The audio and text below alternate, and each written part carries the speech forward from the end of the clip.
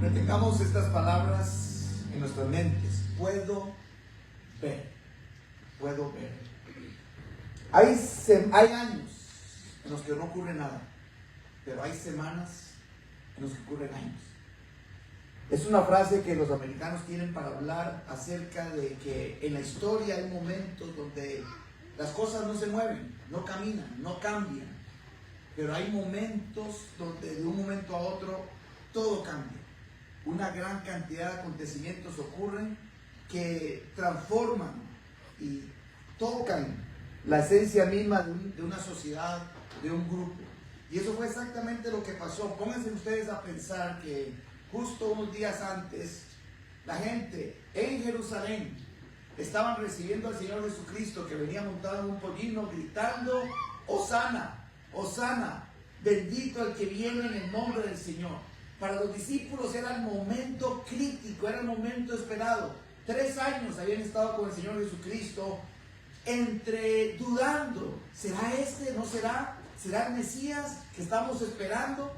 Y ahora de repente ven a las multitudes gritando: Hosana, Hosana, bendito el que viene en el nombre del Señor. En el corazón de ellos dicen: finalmente el pueblo ha entendido que Jesucristo es el Mesías. Pero de repente las cosas comienzan a dar un giro extraordinario. 2 días después se presenta el Señor Jesucristo en el templo y vuelca las mesas y hace un alboroto, por así decirlo, echando a los mercaderes del templo, gritando, diciendo: no hagan de la casa del Señor una casa ¿de qué? De ladrones, porque esta es la casa de oración, dijo el Señor Jesucristo. Y eso produjo un serio problema con los líderes religiosos, quienes mantenían el negocio de cambio de monedas y de venta de animales que tenían que hacer los sumos sacerdotes. Era escoger el cordero que iba a ser sacrificado en el día de la Pascua. Esta selección era dedicada exclusivamente al sumo sacerdote. Y dice la escritura que aquella noche que fue entregado, dice que el sumo sacerdote decidió y dijo: este hombre tiene que morir. Lo dijo así: o muere él o muere el pueblo. Así lo dijo: o muere él o muere el pueblo, porque los romanos pueden venir y matarnos. Sin saber, creyendo que ya había escogido el cordero, el animalito para esa Pascua, realmente estaba escogiendo el verdadero Cordero de Dios que iba a morir. Y así fue. Ese viernes, acuérdense que los días de reposo en el calendario judío comienzan el viernes en la noche, porque el día comienza precisamente al atardecer, la noche, y ese viernes comienza con la Pascua, la celebración de la Pascua en la noche. Pero esa madrugada, la escritura dice que Jesucristo fue identificado en el Monte de los Olivos, traicionado por uno de sus discípulos y llevado ante el Sanedrín para ser cuestionado, aunque ya su futuro estaba totalmente determinado. Cualquier cosa que él dijera no iba a cambiar lo que iba a suceder esa noche, o mejor dicho, ese día. Y el Señor Jesucristo, cuando llegó el momento oportuno de hacer la declaración, preguntado por el sumo sacerdote: dinos, ¿eres tú el Cristo? Que es la palabra griega para Mesías, es lo mismo, Cristo o Mesías. Él dijo: lo soy. Y no solamente lo soy, van a ver al Hijo del Hombre regresando en las nubes y sentado a la diestra de Dios el Padre. Y ahí el sumo sacerdote hizo algo que era prohibido por la ley y rasgó sus vestidos y gritó, dijo: blasfemia, ¿qué más pruebas necesitamos? Crucifiquen a este hombre. Se van ante los romanos porque ellos no tenían el poder legal para matar a nadie, o sea que ya lo que estaban era buscando la muerte de Jesús, y van a los romanos para que lo pudieran matar. Aquel viernes a las 3 en punto de la tarde, porque la Biblia dice: ninguno toma mi vida, dijo Jesucristo, yo la pongo. y yo la doy y la vuelvo a tomar. A las 3 de la tarde en punto, dice la Escritura, que era precisamente la hora del sacrificio, la hora en que se sacrificaba el cordero. A esa misma hora, dice la Biblia, que Jesucristo entregó su espíritu. Los romanos mismos se sorprendieron de que ya estuviera muerto, porque normalmente las personas bajo ese tipo de sentencia duraban más tiempo, y para asegurarse de que estaba muerto, le clavaron una lanza en el costado. A los otros dos que todavía estaban vivos, y para acelerar, porque venía la Pascua, dice la Escritura que le quebraron las piernas para que pudieran asfixiarse y morir. Todo esto trajo un cambio increíble en la mente, en los corazones de los discípulos. No sabían qué estaba pasando.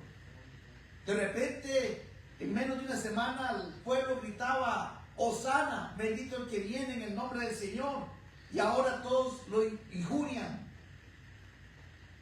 y lo consideran una persona completamente enemiga de Dios. Ese viernes, al iniciar el día de reposo, a amanecer sábado, es el día más silencioso en las Escrituras. No se menciona absolutamente nada. Todos los discípulos se regresaron a sus casas. Se enterró al Señor Jesucristo de una manera rápida, en una tumba especial, dada por un hombre de dinero. Pero todos se regresaron, y aquel sábado fue un día de silencio. Al amanecer el domingo, como se había acelerado el entierro de nuestro Señor, unas mujeres querían ir a la tumba para poderle dar el tratamiento apropiado, envuelto, y ponerle las flores y los perfumes, y querían terminar el proceso que habían iniciado el día viernes, pero que por el día de reposo no lo habían hecho. Regresan con la gran noticia a los discípulos que estaban escondidos, angustiados, confundidos, de que el Señor Jesucristo no estaba en la tumba y que había resucitado. Sin embargo, la incredulidad continuaba, las dudas. Otras parejas, porque había muchos discípulos. Acuérdense que estaban los 12 apóstoles, habían 70 que habían sido enviados de 2 en 2, y había una gran cantidad de otros discípulos también que estaban sumamente tristes y confundidos. Dos de ellos, y no sabemos el nombre del segundo, pero aparentemente es la esposa del hombre que se menciona, regresan a su pueblo. Y en el capítulo 24 de Lucas, vamos a dividir este texto en un par en una forma que lo podemos dividir y entender mejor. Capítulo 24, del versículo 13 al 24, vamos a encontrar la relación y la narración de estos individuos cuando se encuentran con el Señor Jesucristo, cómo manifiestan la confusión, cómo manifiestan esa lucha interna entre lo que ellos querían y lo que ellos añoraban con lo que había sucedido. Y saben, muchas veces nosotros a nivel espiritual nos encontramos en temporadas, en ritmos de vida donde pasamos por momentos donde cuestionamos, dudamos, no sabemos qué es lo que Dios está haciendo, no entendemos cómo Dios está operando. Y este texto es un texto no solamente para recordar lo que el Señor Jesucristo hizo, sino también es un texto para nosotros hoy de cómo lidiar cuando pasamos momentos de confusión. En el versículo 13 dice: y he aquí, 2 de ellos iban el mismo día a una aldea llamada Emaús, que estaba a 60 estadios de Jerusalén, o sea, un poco más de 11 kilómetros. E iban hablando entre sí de todas aquellas cosas que habían acontecido. Ustedes saben que cuando cosas grandes pasan, uno como que es la manera de lidiar con las cosas. Y uno comienza a hablar de la situación y lo que pasó, el gran acontecimiento, el gran evento. Obviamente el Señor Jesucristo había muerto, había sido crucificado, y ellos tenían una gran cantidad de dudas y estaban tratando de poner todas las piezas del rompecabezas juntas para entender qué fue lo que sucedió y cómo fue que sucedió tan rápido. Y vean qué interesante, dice ahí en el versículo 14, e iban hablando entre sí de todas aquellas cosas que habían acontecido. Sucedió, versículo 15, que mientras hablaban y discutían entre sí, Jesús mismo se acercó y caminaba con ellos. Mas los ojos de ellos estaban como velados para que no le conociesen. Y es interesante porque en el texto original la palabra griega que se utiliza allí es una palabra en voz pasiva. Lo que significa es que no estaban velados porque ellos no entendieran, porque ellos así lo querían, sino porque había una fuerza externa que no les permitía ver lo que estaban viendo. En otras palabras, aquí vemos una acción divina. Es Dios quien les está cegando los ojos para que no vean. Y hay momentos en los cuales Dios tiene que hacer eso con nosotros. Hay ciertas cosas en las cuales nosotros necesitamos primero un velo para poder desenlazar a algo todavía más grande. Dios en su propósito no permitió que ellos reconocieran al Señor Jesucristo. ¿Por qué y para qué? Es lo que vamos a ver en los versículos que siguen. La forma en que el Señor Jesucristo maneja esta duda, esta sospecha, este proceso difícil para estos discípulos, indica algo que Dios hace también en el día de hoy con nosotros cuando pasamos momentos de duda y de situaciones difíciles. Pero lo primero, y el primer punto que vemos en este pasaje de la desorientación, de la confusión, es que muchas veces nuestro destino determina cómo nos sentimos. Estos discípulos, dice, se regresaron a Emaús. ¿Dónde estaba ocurriendo todo? En Jerusalén. ¿Dónde estaban el resto de los discípulos? En Jerusalén. Pero esta pareja, en medio de su dolor, de su tristeza, deciden regresar a su pueblo de origen. Y esto dice mucho. Esto dice que habían perdido la esperanza, habían perdido el norte. Llegaron a un momento en que dijeron, ¿ya para qué? Ya no hay nada más que hacer. ¿Cuántas veces nos sentimos de esa manera? ¿Cuántas veces estamos en una situación, en algún momento de nuestras vidas, donde sentimos que queremos tirar la toalla y decimos, ya no puedo más? ¿Qué ha pasado? A lo largo de la vida cristiana hay momentos donde pasamos situaciones de ese tipo. Y vemos acá también, eso es el versículo 13 y 14 que acabamos de leer, pero también el acercamiento de Jesús es un acercamiento especial. Es un acercamiento donde va a haber un diálogo como si fuera con una persona desconocida. ¿Y cuántas veces Dios se manifiesta a través de diferentes personas, a través de diferentes circunstancias en nuestras vidas, para hablarnos a través de una persona, a través de una situación, y nosotros no estamos reconociendo que es Dios o que es Jesús tratando directamente con nosotros? A menudo ocurre. En la vida cristiana eso es algo muy común, donde Dios utiliza personas, situaciones, circunstancias para hablarnos, y muchas veces nosotros no estamos viendo con claridad que es Dios tratando con nosotros.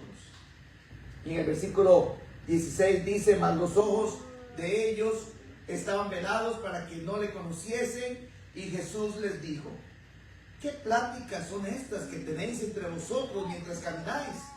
¿Y por qué estáis tristes? Ven qué interesante, hay dos preguntas interesantes. Uno el qué y el otro el por qué. El qué y el por qué. ¿Qué pasó? ¿Qué es lo que ha sucedido? Y el por qué estáis tristes. ¿Por qué estáis desanimados? ¿Por qué tienen esta confusión. Y entonces ellos respondiendo, dijo uno de ellos, que se llamaba Cleofas, y aquí es donde se da el nombre, y posiblemente sea el mismo Cleofas que aparece en San Juan capítulo 19 versículo 25, donde se da el nombre de Cleofas, o más bien se da el nombre de la esposa María y el esposo Cleofas. Puede ser que sea esta pareja, no lo podemos afirmar ciertamente, pero hay una posibilidad bastante grande que así sea.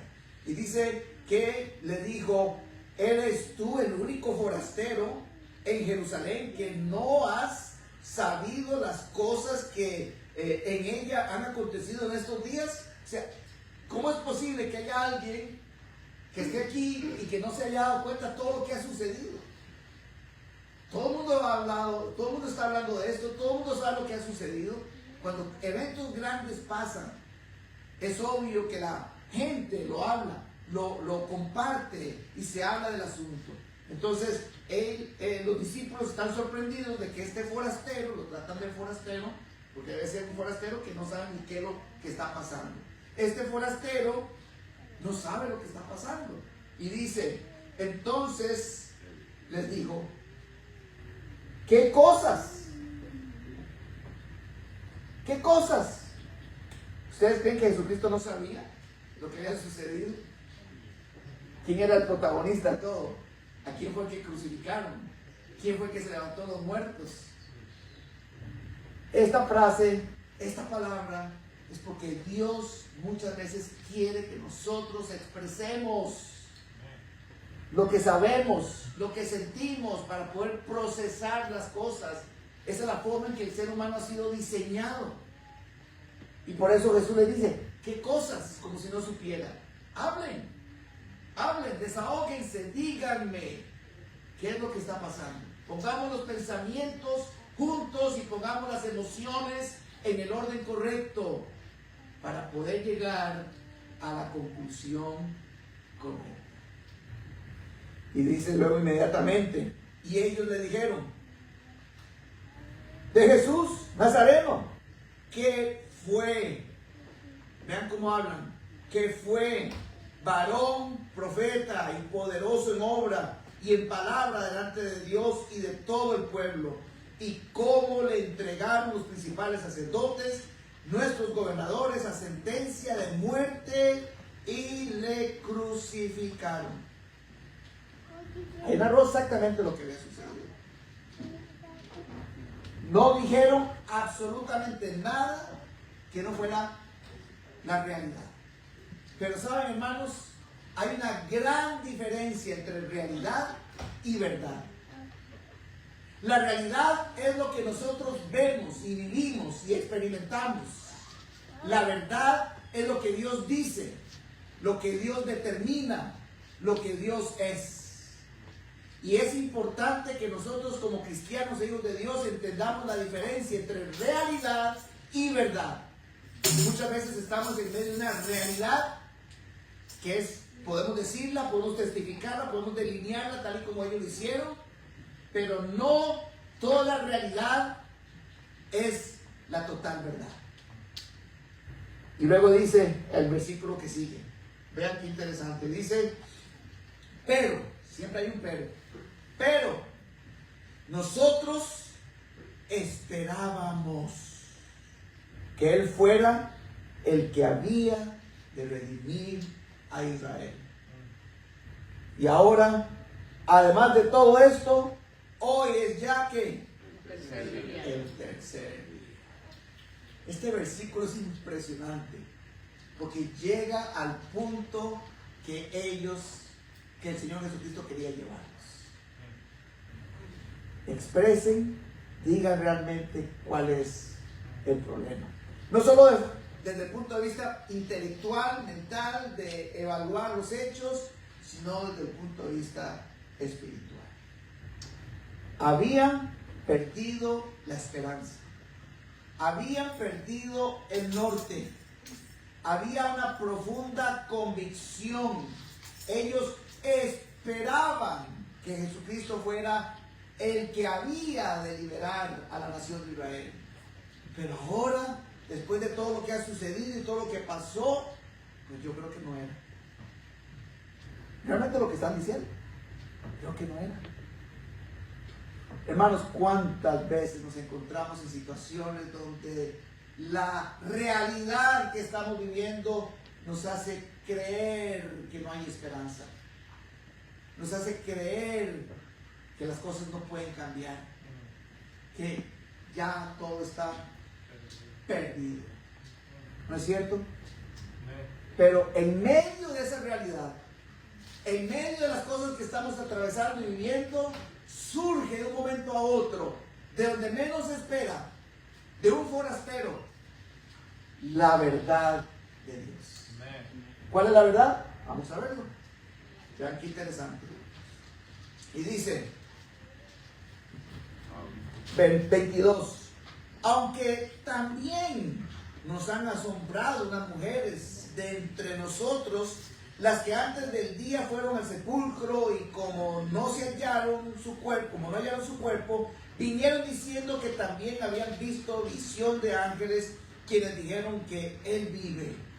Y fueron algunos de los nuestros al sepulcro y hallaron así, como las mujeres habían dicho, pero a él no lo vieron. Y esa lucha, bueno, como que hay una media señal. Bueno, escuchamos unas mujeres que dijeron que había resucitado, pero nadie lo vio, nadie sabe. Ya han pasado 3 días, ya ese es el tercer día desde que murió, y ahora entra la segunda parte. Es la parte donde surge la verdad, la confrontación con la palabra. Esta es la segunda parte de este texto. A partir de este versículo hasta el versículo 25 al 27, estos 3 versículos, vamos a ver la confrontación de Jesús por la verdad. Vean qué interesante. Entonces Jesús él les dijo, oh insensatos y tardos de corazón para creer todo lo que los profetas han dicho.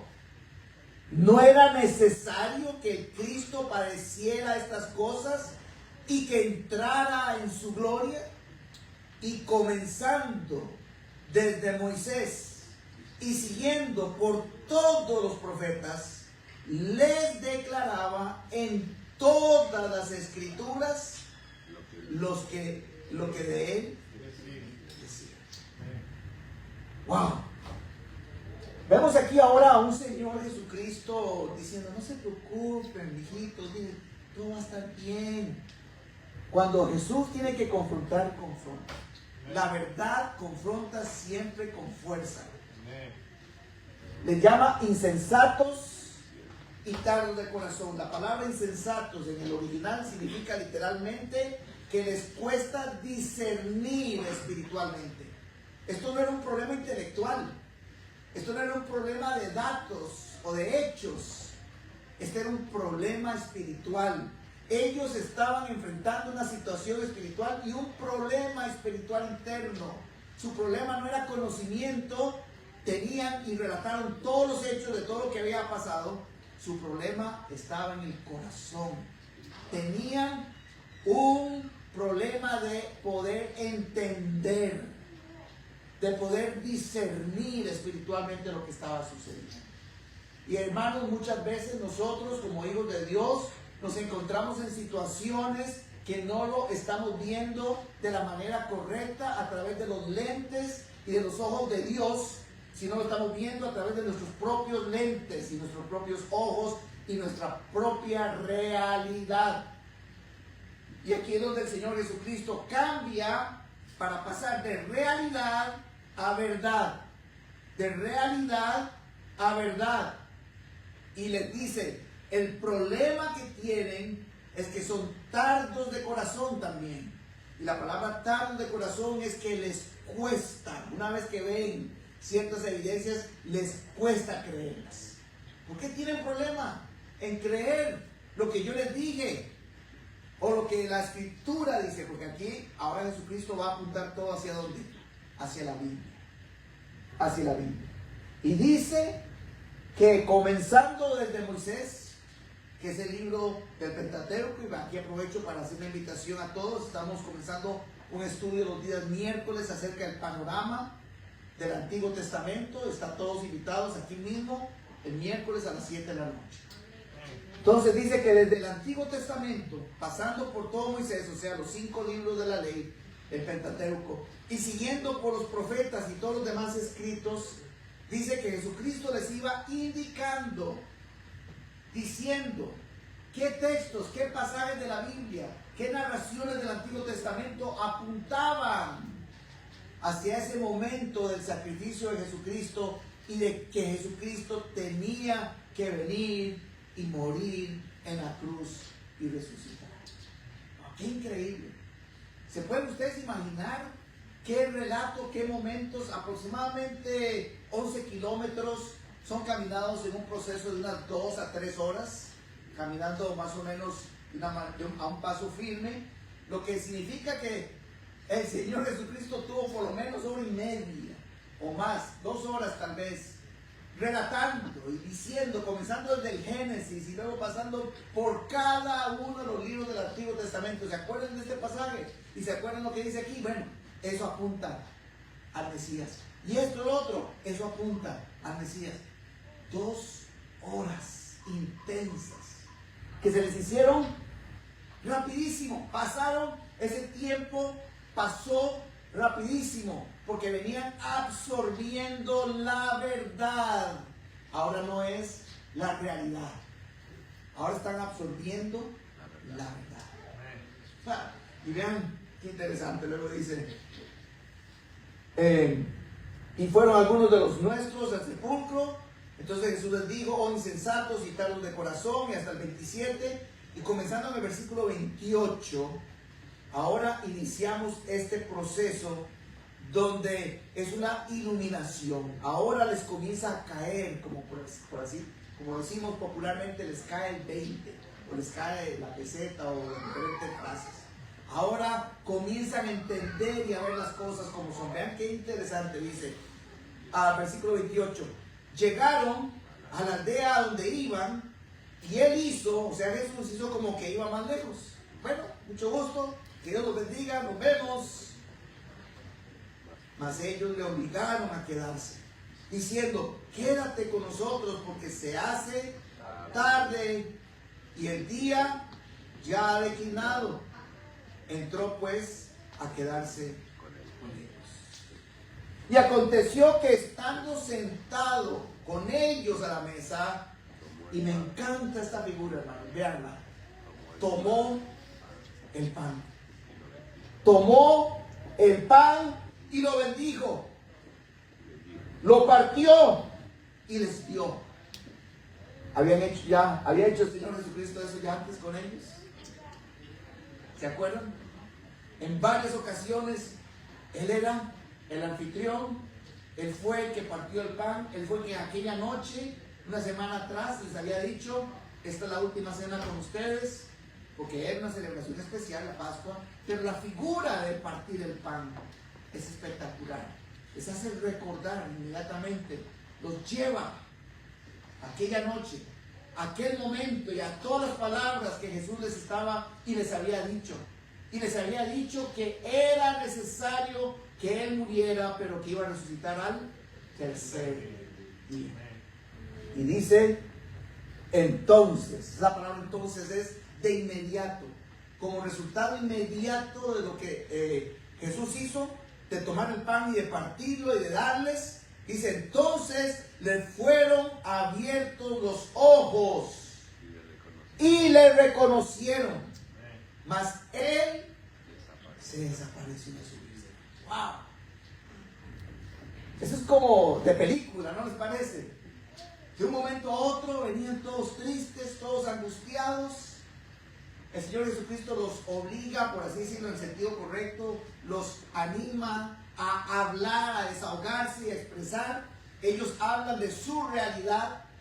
Jesucristo los confronta y les dice, oh, tardos de corazón, insensatos, esto no es un problema de datos ni de hechos, es un problema espiritual. Y comienza a darles toda la narración del texto del Antiguo Testamento, moviéndoles, convenciéndoles de lo que es la verdad de Dios. Era necesario que Cristo padeciese, pero que resucitase de los muertos al tercer día. Y esas son las palabras registradas para el Evangelio. La palabra Evangelio significa buenas noticias. Esas son las buenas noticias. Lo que Jesucristo pasó no fue una derrota, fue planeado. Lo que Jesucristo hizo en la cruz fue el pago por nuestros pecados. No había otra manera de regresar y conciliarnos con Dios. Por eso Jesucristo tuvo que morir, pero era necesario que Él hiciera eso para que resucitara al tercer día, venciera la muerte, venciera el pecado y pudiera darnos el poder para ser libres y ser libres. Amén.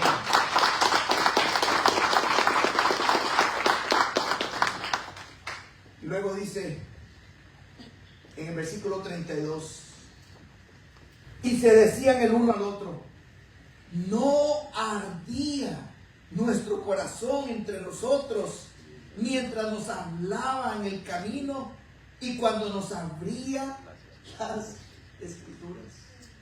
¿Saben? Ese es el poder de la palabra de Dios. Yo sé que todos ustedes lo han experimentado, lo hemos vivido cuando somos y hemos aceptado a Cristo como Señor y Salvador. Y aún antes, la Biblia, las Escrituras, la palabra de Dios tiene un poder sobrenatural. No se puede explicar humanamente hablando. Es un libro único. Nosotros creemos que estamos leyendo la Biblia cuando la Biblia nos está realmente leyendo a nosotros. Y está viendo realmente nuestra condición y nuestro estado, y el Espíritu Santo utiliza el texto bíblico para encender nuestros corazones. ¿No ardía nuestro corazón todo ese camino, todo ese trayecto, 2 horas enteras hablando que se nos hicieron segundos? Pero lo que sí recordamos es que nuestro corazón ardía. Luego dice en el versículo 33, y levantándose en la misma hora. Aquí es donde viene el poder de la transformación. Pasamos un momento de dificultad, de confusión, de desorientación. Tratamos de asimilar y procesar nuestra realidad. Pero Dios, a través de su palabra, nos confronta y nos hace ver la verdad. Y una vez que nos hace ver la verdad, llega un punto de decisión. Tenemos que hacer algo. ¿Se acuerdan que estos 2 discípulos le dijeron a Jesús, no, quédate con nosotros, porque ya se hizo ¿qué? Tarde. Ya era tarde, no podía, es peligroso salir de noche, había muchos ladrones y había muchos peligros. Casi nadie prácticamente caminaba de noche, tenían que hacerlo de día. Pero aquí vemos a estas personas, después de que ya se hizo tarde, tienen la cena con el Señor Jesucristo. El Señor Jesucristo se les revela, les quita el velo y lo pueden ver y reconocer. Y inmediatamente reconocieron que era Jesús. Dice, se levantaron a esa misma hora, ya era de noche. ¿Y qué hicieron? ¿De vuelta a dónde? A Jerusalén. Y este símbolo es precioso. Porque, ¿saben? Muchas veces nuestras realidades nos desenfocan. Y queremos volver atrás. Pero la verdad de Dios siempre viene, nos confronta a través de su palabra y nos lleva a una decisión. La decisión de ellos era, nos quedamos aquí comoditos, sin peligro, o tomamos el riesgo de levantarnos aquí mismo y regresarnos a Jerusalén ahora mismo. La Biblia dice, he aquí hoy es el día de decisión. No mañana, no más tarde, La Biblia dice hoy, en este momento, en este instante. Nosotros no sabemos lo que va a pasar después. No tenemos control de nuestro tiempo, de nuestra vida. Solo Dios lo tiene. Hoy, ahora, es el momento de decisión. ¿Qué decisión tiene que hacer usted en su vida? ¿Qué es lo que lo está atormentando, desorientando, confundiendo? ¿En qué punto se encuentra? ¿Va de regreso a Maús? ¿Era uno de los que creía que Jesús era un buen hombre, un buen profeta, que tal vez era el que Dios iba a enviar? ¿O ha entendido que Jesucristo no era solo un gran profeta, sino el Hijo de Dios hecho carne, que vino específicamente a salvarme y a salvarla? Y hoy está usted aquí escuchando estas palabras porque Dios ha decidido colocarla en esta mañana en estos asientos a escuchar este texto de la vez. Hoy es el día de salvación. Y levantándose en la misma hora, volvieron a Jerusalén y hallaron a los 11 reunidos, a los que estaban con ellos, que decían: ha resucitado el Señor verdaderamente y ha aparecido a Simón Pedro. Entonces ellos contaban las cosas que les habían acontecido en el camino y cómo le habían reconocido al partir. ¿Saben? La Biblia dice, ¿cuál es nuestro alimento espiritual? Dice que la Biblia es, la palabra de Dios es el alimento espiritual, ¿cierto? La leche espiritual, la vianda, la comida, y la figura al partir el pan.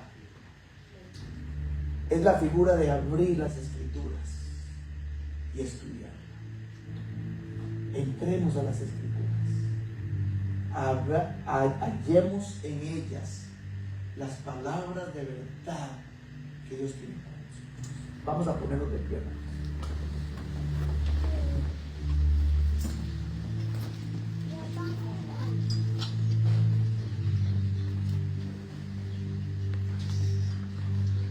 Yo quiero que usted deje que el Señor hable a su corazón.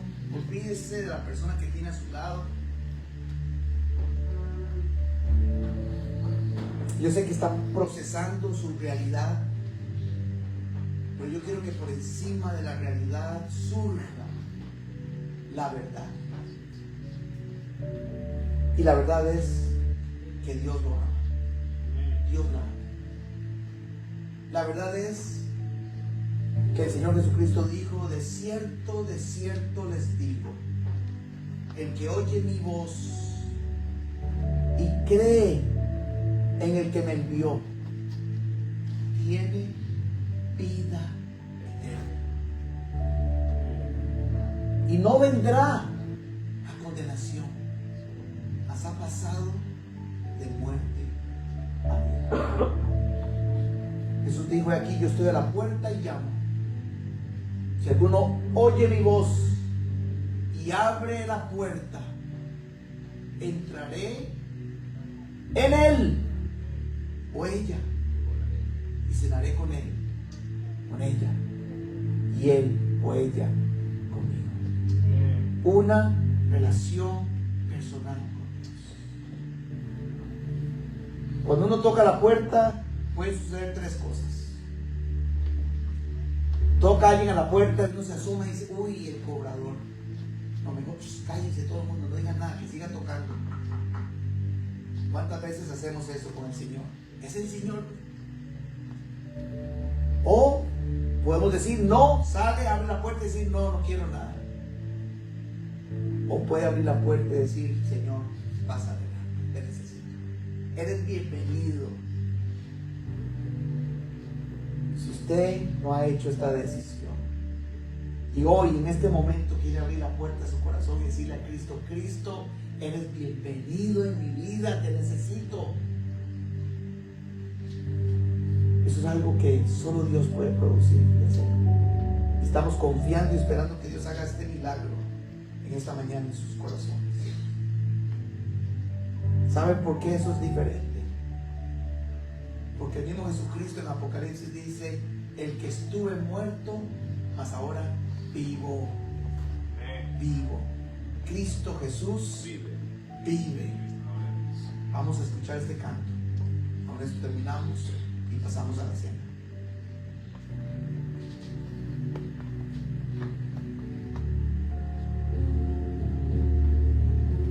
Pero repentinamente, el silencio del sepulcro fue invadido por una vibrante canción de victoria y de gozo.